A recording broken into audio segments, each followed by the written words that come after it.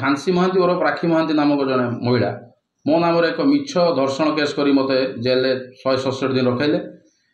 ସତ୍ୟାସତ୍ୟ ତାର ଅଲଗା କଥା। ସେ 9/7/2021 ମୋ ସହିତ ଫେସବୁକ୍ରେ ବନ୍ଧୁତା ସୃଷ୍ଟି କରି ମୋ ପାଖରୁ ବିଭିନ୍ନ ଆଳ ଦେଖାଇ ଟଙ୍କା ନେଇଛନ୍ତି। ପର ମୁହୂର୍ତ୍ତରେ ତାଙ୍କର ପୁରୁଷ ବନ୍ଧୁ ସହିତ ଧରାପଡ଼ି ସଞ୍ଜୟ ମହାନ୍ତି ବୋଲି ଜଣେ ଯୁବକ ସହିତ ତାଙ୍କ ବେଡରୁମ୍ରେ ସେ ଧରା ପଡ଼ିଲେ। ଶ୍ୱଶୁର ଘର ଲୋକ ତାଙ୍କୁ ଧରିଲେ।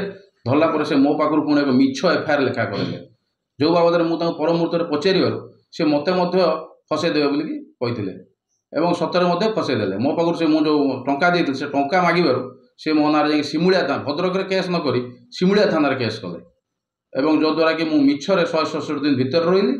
ସିମୁଳିଆ ପୋଲିସ ୟାର କୌଣସି ଉଚିତ ତଦନ୍ତ ନ କରି ମୋତେ ମିଛରେ ଭିତରକୁ ପୁରେଇଥିଲା ଏବଂ ପରେ ପରେ ପୁଣି ଏଇ 10/8/2024 କରେ ନ୍ୟାସନାଲ ପେଟ୍ରୋଲ ପମ୍ପ ଚରମ୍ପାରେ ସେ ଉକ୍ତ ଭଦ୍ର ମହିଳା ମୋତେ ଦେଖି ମୋତେ ମାରିବା ପାଇଁ ରାସ୍ତାରେ ଗୁଡ଼େଇଲେ, ଯେ ବାବଦରେ ମୁଁ ମଧ୍ୟ ଥାନାରେ ଆଉ ଏକ ଏତଲା କରିଛି।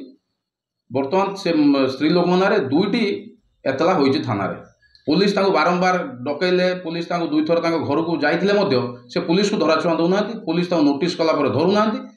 ତେଣୁ ମୋର ଏତିକି ନିବେଦନ ଆପଣମାନଙ୍କ ଥ୍ରୁରେ ଭଦ୍ରକ ପୁଲିସକୁ, ସେ ଏଭଳିଆ ନାରୀକୁ ତୁରନ୍ତ ଆରେଷ୍ଟ କରି ତାକୁ ଜେଲକୁ ପଠାଯାଉ। ଏବଂ ମୋ ପାଖରୁ 4 ଲକ୍ଷ ଟଙ୍କା ସେ ନେଇଥିଲେ, ତା ଦେହରୁ 70,000 ଟଙ୍କା ସେ 3 ବର୍ଷ ଭିତରେ ଫେରାଇଛନ୍ତି। କ'ଣ ପାଇଁ ଦେଇଥିଲେ ପଇସା ଦେବାର କାରଣ? ସେ ତାଙ୍କ ପୁଅର ପାଠ ପଢ଼ା ବାବଦରେ ମଝିରେ ମୋତେ କହିଲେ ମୋ ସୁନା ଗହଣା ମୋ ସ୍ୱାମୀ, ସେ ସବୁବେଳେ ତାଙ୍କ ଶ୍ୱଶୁର ଘର ବିରୁଦ୍ଧରେ ସ୍ୱାମୀ ବିରୁଦ୍ଧରେ ମୋତେ କୁହନ୍ତି ଏବଂ କହିକି ତାଙ୍କ ପ୍ରତି ଗୋଟେ ସମବେଦନା ସୃଷ୍ଟି କରିଥାନ୍ତି। এইଭଳିଆ କରିକି ମୋ ପାଖରୁ ସେ ଥରେ କହିଲେ ମୁଁ ମୁଥୁଟ୍ ଫାଇନାନ୍ସରେ ମୋ ସ୍ୱାମୀ ସବୁ ପକାଇ ଦେଇଛନ୍ତି, ମୋ ବନ୍ଧା ମୋ ସୁନା ତାକୁ ଖୋଲି ମୋତେ 2 ଲକ୍ଷ ଟଙ୍କା ଦିଅ।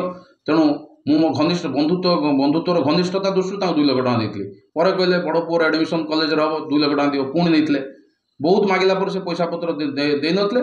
ପରବର୍ତ୍ତୀ ମୁହୂର୍ତ୍ତରେ ସେ ଘରେ ଆସି ଥରେ 50,000 ଟଙ୍କା ଦେଇଥିଲେ ଆପଣଙ୍କର ସେ 31/1/2023 ଏବଂ ଦ୍ୱିତୀୟ ଥର 4/7/2023 ସେ ଆଉ ଥରେ ଆଣିକି ମୋ ଘରେ ନା ମୋ ଜୁନିୟର ଯିଏ ଆମର ସନ୍ଦୀପ ରାଉଳ ମୋ ମୌରୀ ତାଙ୍କୁ ଡକେଇ ତାଙ୍କ ଘର ପାଖରେ 20,000 ଟଙ୍କା ଦେଇଥିଲେ।